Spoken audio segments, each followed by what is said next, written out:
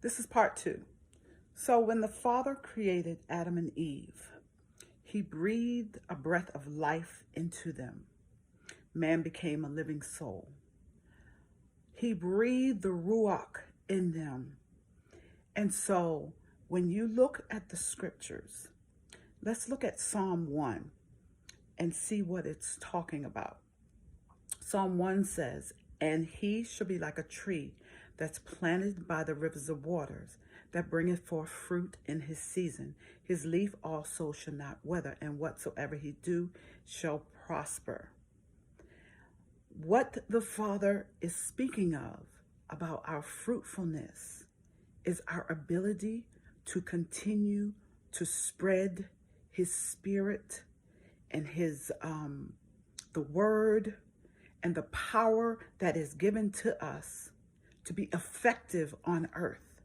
See, his goal is to bring heaven on earth, and he was going to do that through us. But man fell and he died, meaning he spiritually lost that ability. He was spiritually cut off. And then the Father had to come through a woman and be birthed. Okay? So when we look at Genesis 2:9, Genesis 2:9 says, "And out of the ground made the Lord God to grow every tree that is pleasant to the sight and good for food." There's a semicolon. "The tree of life also in the midst of the garden, and the tree of knowledge of good and evil." So you have to understand, the tree of knowledge of good and evil was Satan himself. He was the tree that doesn't bear fruit.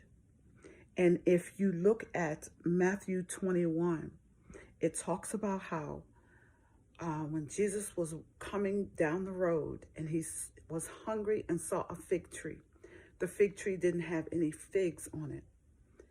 And he cast the fig tree down, and that fig tree withered and died.